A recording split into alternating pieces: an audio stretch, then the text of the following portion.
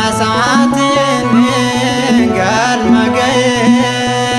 awwalfaatu malee waaqni jaalala fayyisa koo maaltu caala awwalfaatu malee waaqni jaalala fayyisa koo maaltu caala eegumsa isaatiin arragee ayyaama isaatiin galma ga'e awwalfaatu malee waaqni jaalala fayyisa koo maaltu caala awwalfaatu malee waaqni jaalala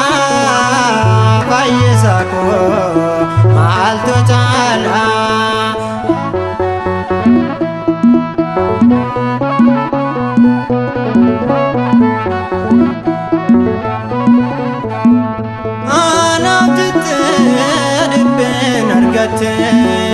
jaalala koo fannoo torbaate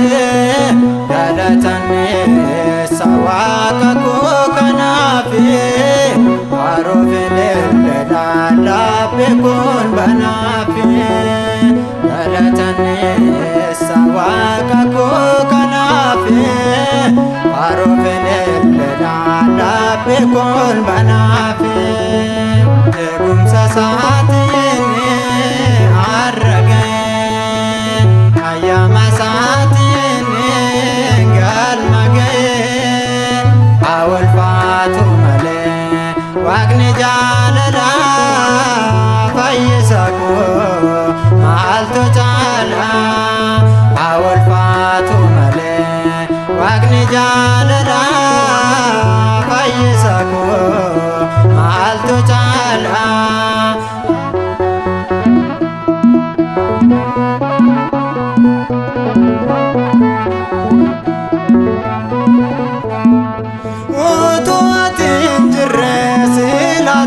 Badera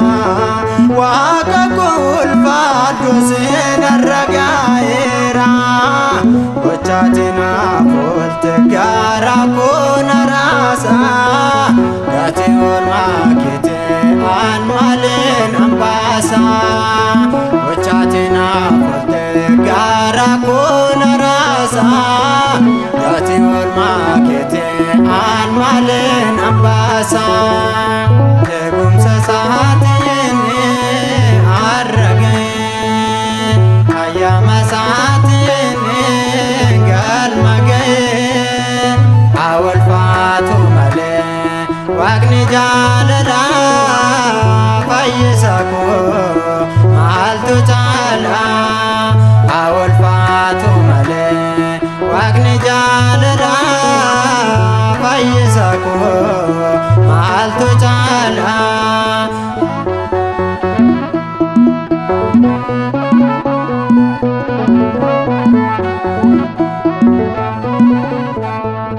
eessumatti argatu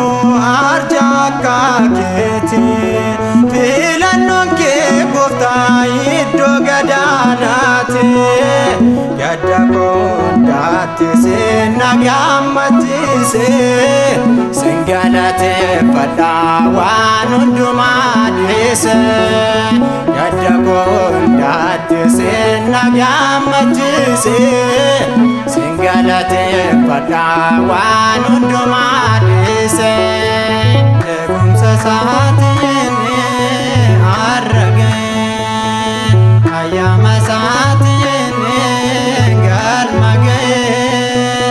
awwalfaatu malee waaqni jaalala fayyisa koo maaltu caala awwalfaatu malee waaqni jaalala fayyisa koo maaltu caala.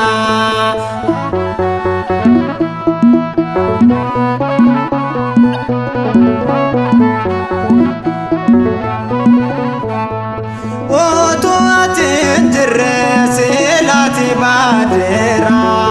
waaqa ulfaadhu seenarra gaa'eera gochaatiin hafuutte rasa Gachol makete an malin ambasa Gochatina fote gyara kuna rasa Gachol makete an malin ambasa Gumsa saatini arrage Ayama saatini galmage Awal fatu male Waqni jalala fayyisako maaltu cala Awal fatu male Waqni jalala fayyisako maaltu cala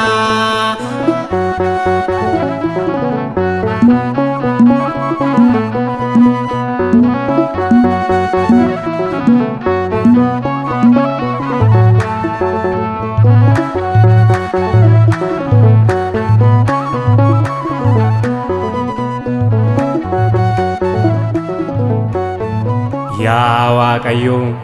qulqulluun akka keetii tokkollee hin jiru humtuu samma kee hin ga'u macaafa Saamu'eel isa duraa boqonnaa 2:2 jaalala kee nu jalqabsiistee nagaan nu xumursiiste afaan keenyaas galataan nuuf eebbiste ulfinniif galanni si qofaaf haa ta'u bara baraan ameen.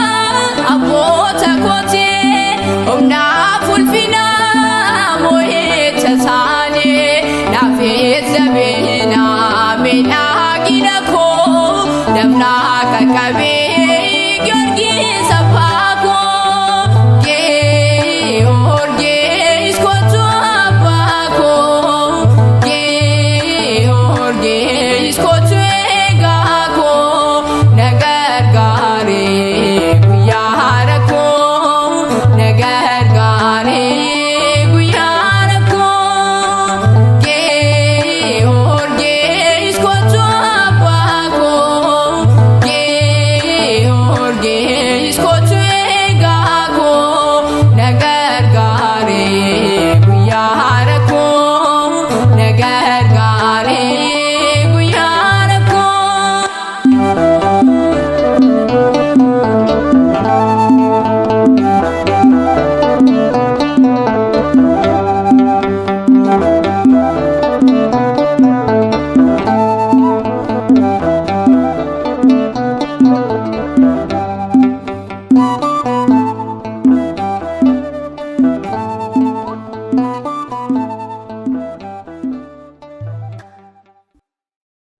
ayyaana